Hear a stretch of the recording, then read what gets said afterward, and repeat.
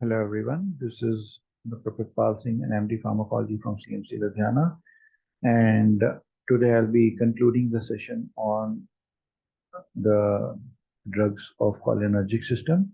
In the last two sessions, I started with as per the NMC guide, the UG curriculum competency in pharmacology 1.13 and 1.14, which says that describe the mechanism of action, type, doses, side effects, indications, and contraindications of adrenergic and anti-adrenergic drugs and cholinergic and anticholinergic drugs. So we were talking about uh, the competency PH 1.14, where we started with the basic introduction of the autonomic nervous system, and then we started with the cholinergic system. So we'll proceed with a brief recap of what we had done in the last session. So we started with the cholinergic drug, we talked about where we talked about the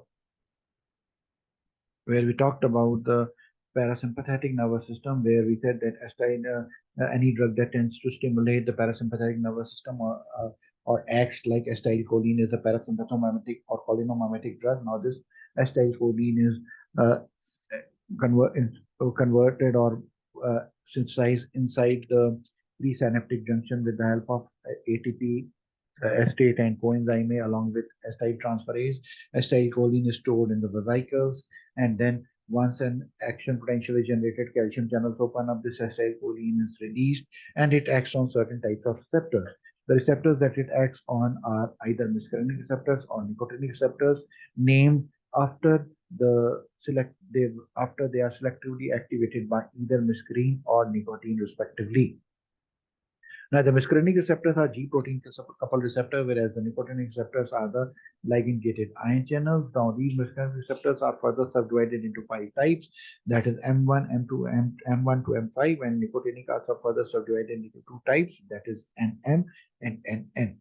Further categorization of the muscarinic receptors are either they are excitatory or inhibitory. Excitatory muscarinic receptors are M1, M3, and N5, whereas inhibitory neurotransmitters are M2 and M4.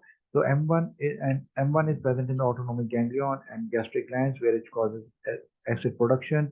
M3 is present in the exocrine gland in the visceral smooth muscles, where it leads to contraction of smooth muscles and increased secretions of the exocrine gland.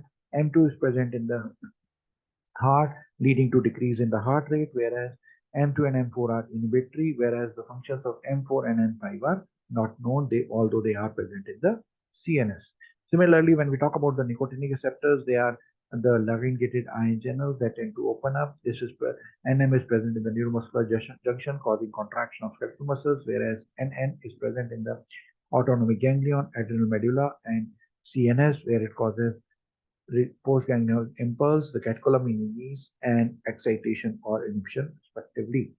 Now, the cholinomimetic drugs are divided into direct or indirect acting. Direct is further subdivided into cholinesterase or alkaloids, whereas indirect acting are cholinesterase inhibitors, which are carbamates and phosphates.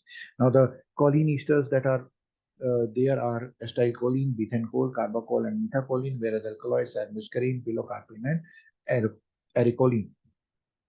Now, action of acetylcholine or muscarinic receptors in the heart, it tends to decrease the heart rate, decrease the AV node conduction. It leads to a fall in BP by a release of nitric oxide. It causes contraction of the smooth muscles, increases the tone and peristalsis, and relaxation of the sphincter. It tends to cause excessive secretion of the glands, and it also causes meiosis of the eye. In the nicotinic receptor, the acetylcholine causes stimulation of the autonomic ganglion, causes contraction of the muscles, and it leads to adrenal secretion. Now, the cholinesterase acetylcholine is rarely used. Buthenol has been used, but it is not used nowadays. It was earlier used for post-operative or postpartum non-obstructive urinary retention, the neurogenic bladder atony or congenital megacolon, and the gastroesophageal reflux. Whereas pilocarpine is an eye drop which tends to lower down the intraocular pressure. It has been used for glaucoma. It tends to counteract the effect of mydriatics, and it also prevents the formation of adhesion between the iris and lens or iris and cornea. Muscarine is of toxicological significance. When we talked about the acetylcholinesterase inhibitors, they are either carbamates or organoids, which are further categorized into reversible and irreversible. And in the irreversible, they are commonly one of the most common types of poisonings that we tend to encounter. Now, when we talk about the pharmacological actions of these particular drugs, we talk about the reversible inhibitors first. The reversible inhibitors, they tend to uh, decrease the degradation of acetylcholine. So acetylcholine stays in the synaptic junction, and the actions are quite similar to cholinergic agonists. So they could be either, we have two broad categories, either physostigmine or neostigmine in the reversible type. The basic difference is physostigmine is a tertiary amine, whereas the neostigmine is quaternary amine. So being a tertiary amine, it is lipid soluble, hence it can cross the blood-brain barrier and have CNS effect. It will have marked muscarinic actions. Whereas neostigmine is a quaternary amino compound which is lipid soluble, and it will not be able to cross the blood-brain barrier, so CNS effects will be minimal and it will have more marked effect on the skeletal muscles. Pyridostigmine is similar to neostigmine but less potent and longer acting. That means higher doses are required and it tends to act for a longer duration of time. There are certain contraindications to these particular cholinergic drugs.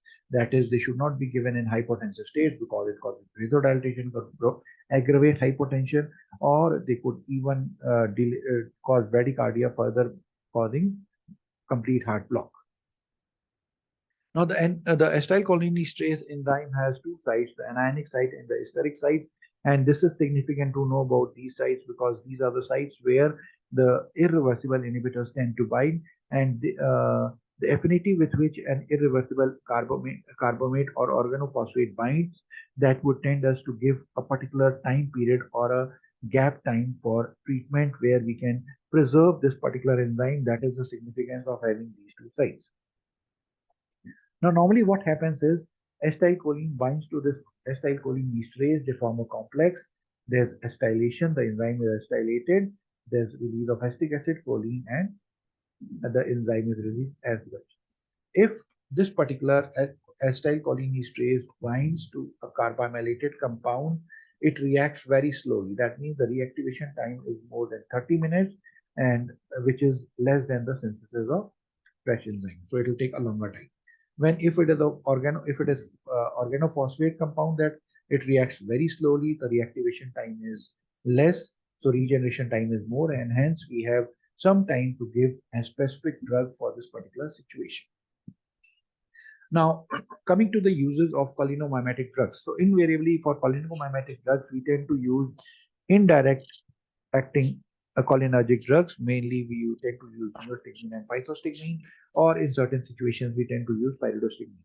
The first situation where we can use these particular compounds is either as a meiotic, a pilocarpine or physostigmine could be used. It could be used in glaucoma because it tends to lower the intraocular pressure. It also counteracts the effect of mydriatics, so it could be better ocular vision, and it also helps in ocular examination, and it also helps in prevention of formation of adhesions between iris and cornea or lens, which can be altered with mydriatics.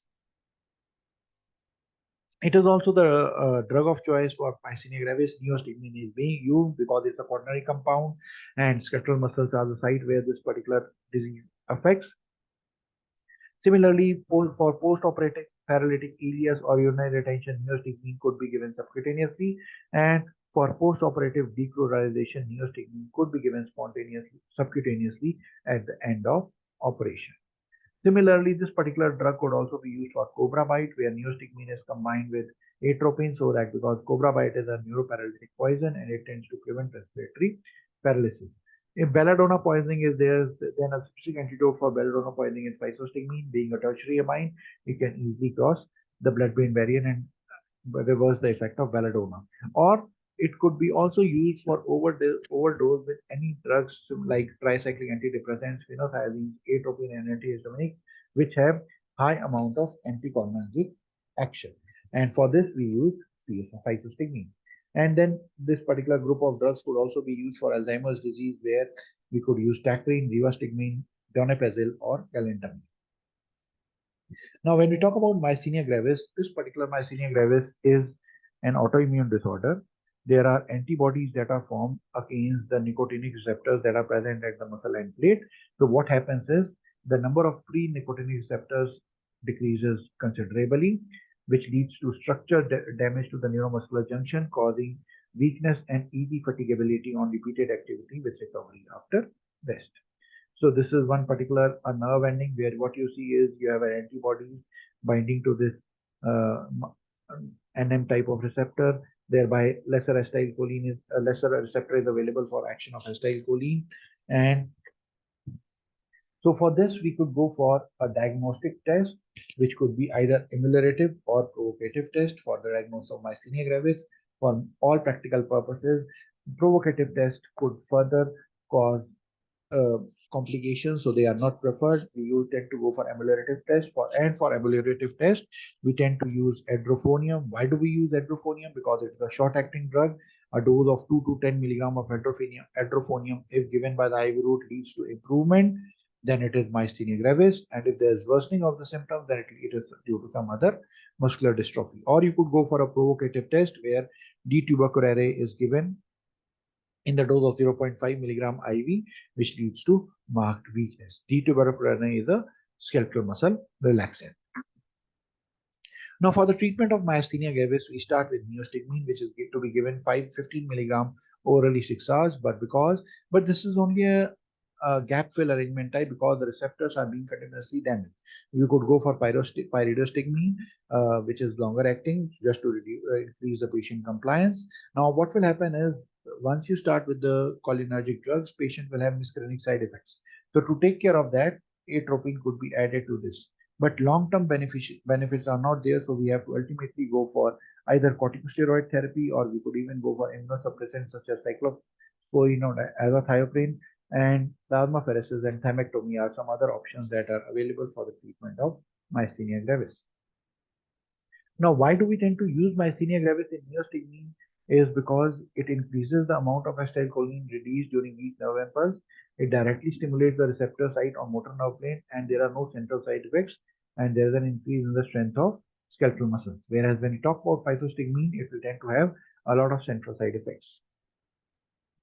The next clinical significance is the poisoning, that is the organophosphate poisoning that is there. Now, this organophosphate poisoning, there is increased acetylcholine, which also tends to potentiate its action. So the action could be local or systemic. So for local system would depend upon the site of exposure, which could be the skin, eye, GIT. So for the eye, it could lead to irritation, lacrimation, and meiosis or blurring. For the skin, it could lead to sweating. In the respiratory tract, there could be copious secretion and breathlessness. And if taken by the oral route, it could lead to involuntary defecation and urination. Systemically, it has all types of action, both muscarinic, nicotinic, and central actions. In the cardiovascular system, it tends to decrease the blood pressure, causes tachycardia, arrhythmia, and muscular collapse, leads to muscular fasciculation, respiratory failure. In the CNS, it causes excitation, convulsions, coma, and death. So what is the treatment of this organophosphate poisoning? The treatment is, the first thing is terminate further exposure. So you should wash the skin and mucous membrane with water, and because it is a highly lipid soluble, remove the clothes and gastric lavage is done. Maintain the airway. Supportive measures should be given, like maintaining the blood pressure, hydration, and diazepam to take care of seizures. And we could go for specific antidote. Now, specific antidote in this purpose is atropine, which is given 2 milligram IV every 10 minutes till pupil dilates. Our maximum dose is 200 milligram per day. What it does is it reverses the muscarinic, but not the nicotinic peripheral muscular paralysis. So maintenance dose is required for 1 to 2 weeks. Or if the patient comes within, let's say, 6 hours, then you could go for cholinesterase reactivators. We are talking about the anionic and steric site. And we could use oximes such as palidoxim, which is effective for the organophosphate poisoning, but it has limited efficacy for the carbamate site because carbamates tend to bind with the anionic site. So this is all regarding the cholinergic system. I hope I have been able to give you some insight into the cholinergic drugs, their mechanism of action, their doses, their types, their indications, their contraindications. And if you have any questions or queries, you can write down on that chat box. I'll get back to you. Thank you for your patient hearing and have a great day ahead.